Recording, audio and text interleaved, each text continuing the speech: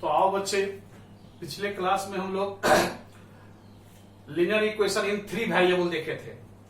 3 variable के linear equation को matrix की विधि से कैसे हल किया जाता है। आज हम लोग 2 वेरिएबल का देखने जा रहे हैं।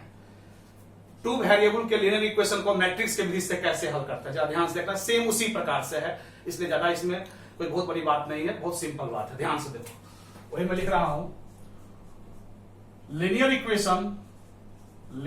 Equations of 2 variables. 2 वेरिएबल्स का मतलब हुआ कि उसमें x और y होगा। 2 variables, linear equations of 2 variables, linear equations of 2 variables. Clear है। अब 2 वेरिएबल के लीनियर इक्वेशन को हम लोग मैट्रिक्स के विधि से कैसे हल करते हैं, वही तुम लोग को हम बताने जा रहे हैं। यहां तक तो समझने में किसी को दिक्कत नहीं है। अब आओ आगे क्या करते हैं। यहां भी पहले 2 इक्वेशन लेते हैं। Let a1x plus b1y is equal to c1 और a2x plus b2y is equal to c2। 2 variable का जब भी लीनियर इक्वेशन होगा तो उसमें एक्स वाई है। एक्स वाई यहां वेरिएबल के रूप में काम कर रहा है और 2 ही इक्वेशन देगा, क्योंकि एक्स वाई का मान निकालने के लिए हमको 2 समीकरण चाहिए। और इससे पिछला वीडियो में देख चुके थे कि एक्स वाई जेड का मान निकालने के लिए हमको 3 समीकरण चाहिए। यहां ऐसे ही 2 दिया रहेगा। क्लियर है। तो यहां भी फिर वही बोलूंगा जो पिछले क्लास में बोला था। पहले इक्वेशन को स्टैंडर्ड फॉर्म में कर लेंगे। स्टैंडर्ड फॉर्म का मतलब होता है कि एक्स वाई वाला एक तरफ और जेड वाला एक तरफ। जैसे मान लो कोई दे देता है 2x plus 5 is equal to 3y, ऐसे लिख कर दे देगा। जिसको ठीक करेंगे ऐसे 2x minus 3y is equal to -5, यानी एक्स वाई वाला लेफ्ट साइड में रहना चाहिए और कांस्टेंट टर्म अचर पद जो होना चाहिए वो राइट साइड में रहना चाहिए। यहां तक तो समझने में कोई दिक्कत नहीं। इसलिए इक्वेशन को जब भी नॉन स्टैंडर्ड फॉर्म में रहे तो उसको स्टैंडर्ड फॉर्म में कर लेंगे। हमारा थ्योरी यूज करोगे तो हमारे हिसाब से काम करोगे तभी ना होगा। हम स्टैंडर्ड फॉर्म में लिए हैं, एक्स वाई वाला सब एक तरफ और कांस्टेंट वाला एक तरफ। क्लियर है। यहां तक समझने में कोई दिक्कत है। जैसे मान लो किसी में 3x plus 5y is equal to 0 होगा, तो ऐसा नहीं करना है कांस्टेंट टर्म नहीं है 0 है कांस्टेंट टर्म। कांस्टेंट टर्म क्या हो गया 0। चलो भाई, तो मेरा यही कहना था कि एक्स वाई वाला एक तरफ और कांस्टेंट टर्म एक तरफ होना। यहां भी हम लोग 3 ठो मैट्रिक्स मानेंगे ऐसे। Let a is equal to मान लेंगे वेरिएबल्स के कोफिशिएंट का, यानी एक्स वाई के गुणांक का। तो क्या हो जाएगा a1 b1 a2 और b2। क्लियर है। और x मैट्रिक्स कैपिटल X मानेंगे वेरिएबल्स का, यानी x और y का। और कैपिटल D मानेंगे कांस्टेंट टर्म का, यानी c1 और c2 का। क्या क्लियर हुआ। a मानेंगे वही वेरिएबल्स के गुणांक का, कोफिशिएंट का, तो a1 b1 a2 b2।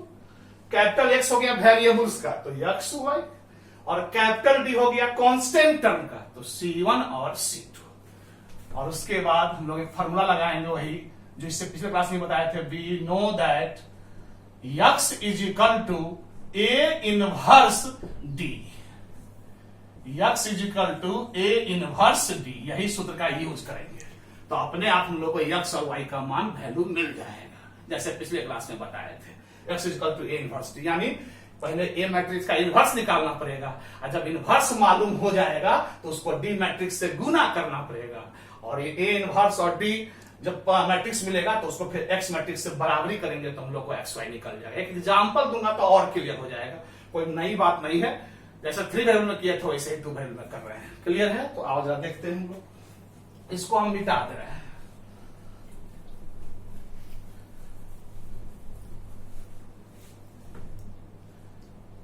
एक एग्जांपल हम लोग ले रहे हैं। x minus 2y is equal to 4, x minus 2y is equal to 4 और minus 3x plus 5y, minus 3x plus 5y is equal to -7। Clear है। x minus 2y is equal to 4 और minus 3x plus 5y is equal to -7। कह रहा है matrix के विधि से इसको हल कीजिए।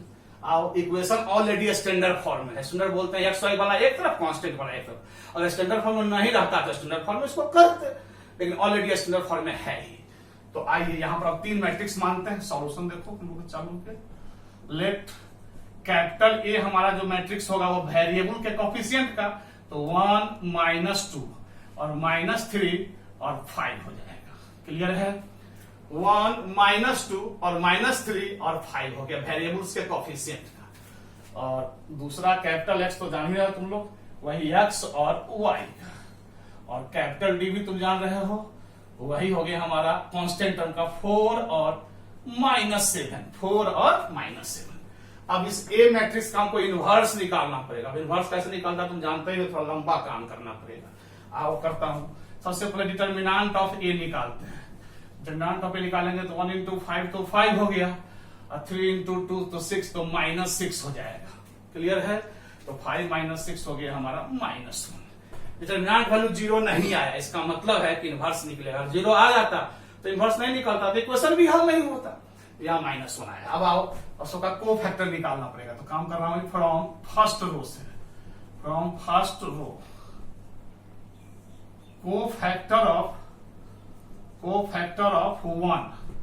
साइन तो तुमको पता ही होगा, 2 में प्लस माइनस माइनस प्लस होता है, हम बताए भी थे पहले। तो को फैक्टर ऑफ 1, तो 1 से रो हो जाएगा, तो 5 हो गया, तो 5 हो गया। को फैक्टर ऑफ -2, तो -2 से रो भाग गया, तो -3 या माइनस माइनस +3 हो जाएगा, क्योंकि साइन माइनस होता है।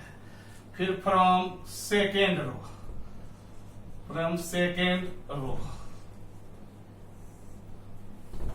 को फैक्टर ऑफ -3, तो -3 से बनने रो और कॉलम ढक जाएंगे। -3 से बनने रो और कॉलम ढक गए, तो क्या हो गया -2, तो माइनस माइनस प्लस हो जाएगा, क्योंकि माइनस साइन होता है, याद रखना। और को फैक्टर ऑफ 5, तो 5 से बनने वाला रो और कॉलम ढक गए, तो 1 हो गया। क्लियर है? अब आओ हम लोग एडजॉइंट निकालते हैं। Then adjoint a is equal to transpose of matrix, वही जो कोफैक्टर से बना है, 5, 3 और 2 और 1। क्लियर है? और इस प्रकार से एडजॉइंट ए हमारा निकल गया। Adjoint a is equal, adjoint को एडी जैसे सूचित करते हैं। ट्रांसपोज कर दो इसका, फर्स्ट रो को फर्स्ट कॉलम तो 5, 3 और सेकेंड रो का सेकेंड कॉलम तो 2 और 1। और जब मुझको एडजॉइंट ए मिल गया तब इनवर्स निकालते हैं। जब ध्यान से देखना, यहां काम कर रहा हूं। एंड ए इनवर्स बराबर में पढ़े हुए हैं, वही adjoint a by determinant value of a. इस प्रकार से एडजॉइंट ए हमारा है 5, 2 और 3 और 1। क्लियर है? अब बाय डिटर्मिनेंट वैल्यू ऑफ ए, तो डिटर्मिनेंट 5, 2, 3, डिटर्मिनेंट वैल्यू ऑफ ए हम निकाले हुए हैं -1। इस प्रकार से हमारा ए इनवर्स निकल गया। 5 - 1 से भाग होगा तो -5, -2, -3 और -1। क्लियर है? इस प्रकार से हमारा इनवर्स मैट्रिक्स निकल गया। जब इनवर्स निकल गया तो भैया फॉर्मूला लगा देंगे, वही लगाने जा रहा हूं। इधर काम मिटा रहे हैं।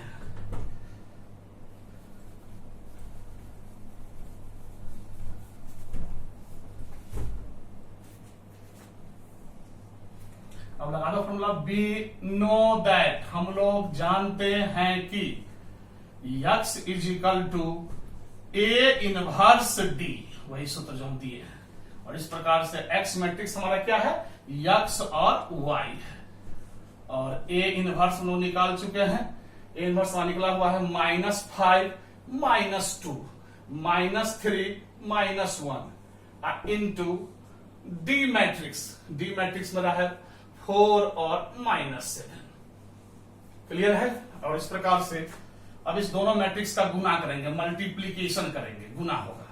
अब तो फर्स्ट रो से फर्स्ट कॉलम, तो -5 × 4 तो -20, और -2 अब -7 तो +14। क्लियर है? फिर सेकेंड रो से फर्स्ट -3 × 4 तो -12, और -1 और -7 तो +7। क्लियर होगा? इस प्रकार से हम लोग का हो गया xy इज इक्वल टू -20 + 14 -6 और -12 + 7 तो -5। क्लियर है? अब मैट्रिक्स की बराबरी से हेंस अतः क्या आ जाएगा, x इज इक्वल टू -6 और y इज इक्वल टू -5 हमारा आंसर हो गया। क्लियर है? तो यहां तक समझने में किसी को दिक्कत नहीं।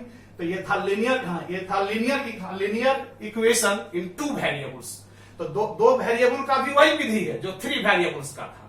तो लोग समझ चुका, काम थोड़ा लंबा है क्योंकि एक प्रोसेस करना, क्योंकि इनवर्स मैट्रिक्स का जरूरी पड़ता है, तो इनवर्स मैट्रिक्स निकालने में थोड़ा लंबा काम तो करना ही पड़ता है। तो इसलिए हम लोग बस इस फॉर्मूला को ध्यान रखेंगे, x is equal to a inverse b, और इस प्रकार से हम लोग इक्वेशन को हल कर लेंगे। तो यहां तक तो समझने में किसी को दिक्कत नहीं।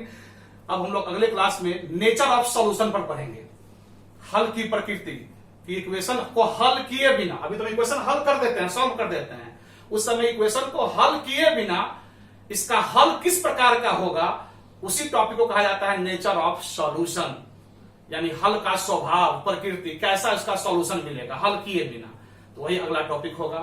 यहां तक तो तुम लोग बढ़िया समझ चुके हो, और बढ़िया से तुम लोग देखा, मैं बार बार बोल रहा हूं तो बढ़िया से रिविजन कर करके, जितना भी मैं पढ़ाया हूं सबको बढ़िया से रिविजन करके बार बार देखो, क्योंकि जितना बार देखोगे उतना तुमको अच्छा समझ में आएगा। हर एक टॉपिक को हमने अच्छे ढंग से समझाने की कोशिश किया है, इसलिए बढ़िया से देखना, समझना, खूब मंगा के पढ़ना। सही बच्चों को धन्यवाद और thank you for your patience.